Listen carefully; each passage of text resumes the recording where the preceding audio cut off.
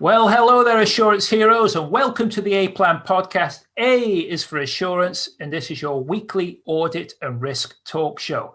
He's Emre, the tech guy. He's Andy, the communication guy. All right, guys, what do we got for you this week? So this week, we've got mail. Second reader question has come through. This one is an anonymous one, but this one I think is quite a fascinating discussion point. So let's have a look at the mail. Hi, A-Team. Hello there. Thank you for your, your mail. I saw your podcast in my feed on LinkedIn. Your Slayer t-shirt caught my eye, so I ended up watching it.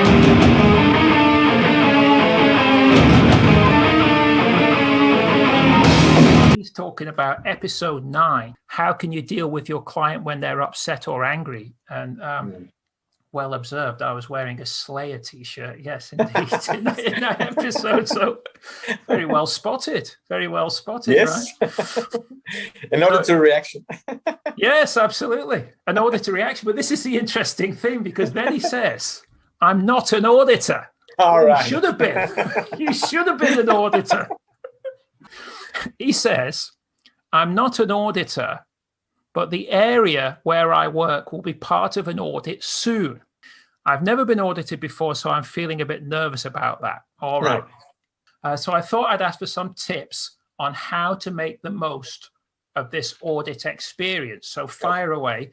Guys, well, he knows his music at the end of the day. He knows his metal music. Let me tell you something about Slayer fans. That was the scariest time of my life when the Slayer fans showed up. That's the first time I feared my own race. So if you're going to be audited, how can you get the most value from your auditor? What do you think, Emre, first of all? All right. Well, it's true that people do not warmly welcome the auditors. And because they take much of the time of the audited business department, I guess. Right, yeah. And there's also historical reasons for that.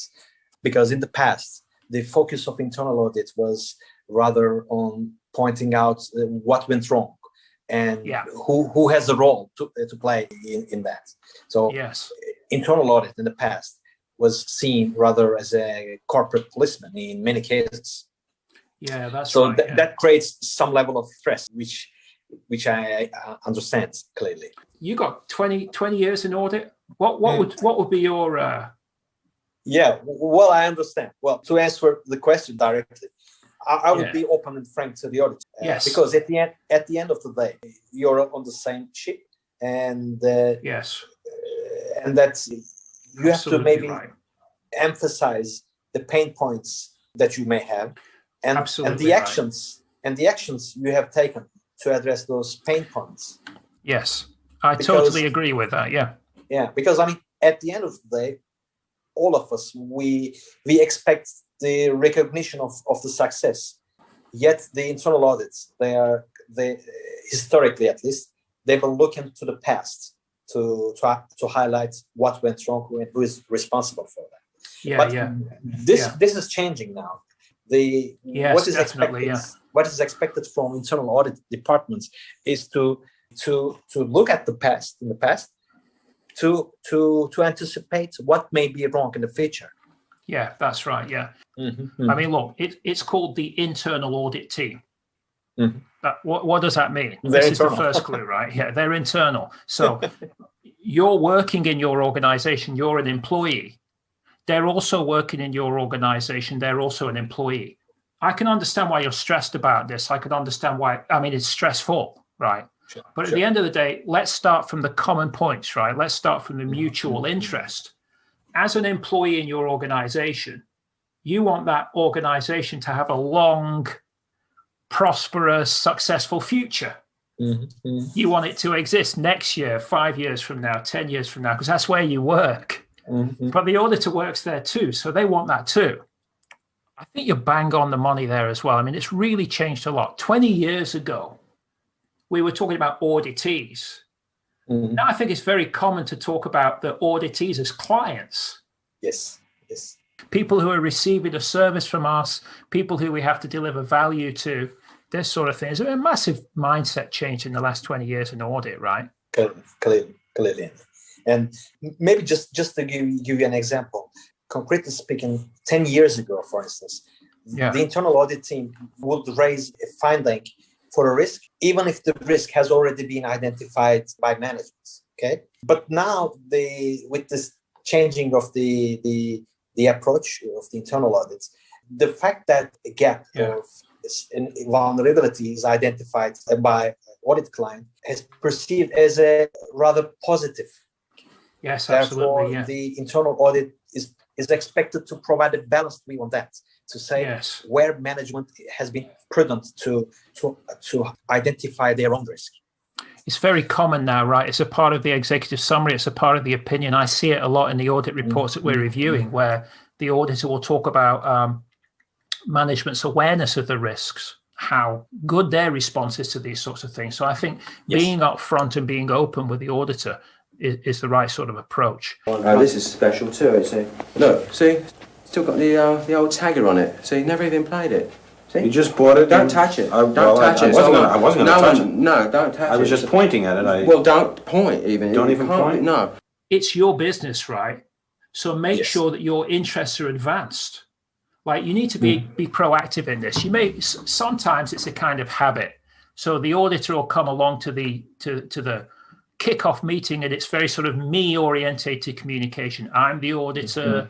This is my scope. This is my mission. This is my methodology. This is what I'm going to do. I think it's up to you. If I were you, I would jump in and say, look, I want to tell you about my business. I want to tell you about my goals, my strategies, the outcomes I'm trying to achieve. I want to tell you about the difficulties that I've got with that. If in your business area, you feel that you don't have enough headcount, or the support of management, or they're not taking a certain risk seriously, or they're not giving you enough budget, then you should advance that. You should share that, because any information you can give to the auditor about your business area, I think, is going to be very valuable to them. You use this metaphor that I like very much, is that using internal audit as a microphone to management. Yes, exactly. Yes. Yeah, that's absolutely something that you should be doing, right? I mean, instead of seeing it as some sort of trap for you, see it as a microphone, because here's 100% what's going to happen. They're going to write an audit report. It won't just say positive things, of course. Where if there's any finding, if there's any sort of control gap or any issue, they're going to write that up, of course. That will involve coming up with some actions from your side to correct those. But at the same time, the senior management will read the executive summary, read the opinion, look at the grading. The audit committee will listen to the explanation of your business. So you've got this wonderful opportunity to talk directly to them. As we said, you've got this microphone to management, right? Final thoughts? This is the end, beautiful friend. Having a transparent and open dialogue with the auditors is really very, very important. Yeah.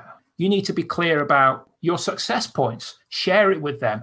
Make that microphone to management work. Make sure that when there's a control gap, you're giving your input about how you want it to be fixed, because then it's relieving your pain. And at the same time, use your microphone to management, right?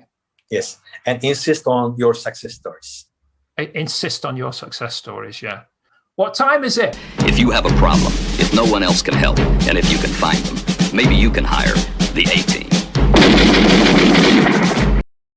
It's A-Team time. If you have an assurance problem, if no one else can help you, then we can, because we're your assurance agony ants. So send any questions or topics you'd like us to talk about to the aplan@zohomail.eu, and we'll be happy to give you our advice or talk about anything that's interesting you.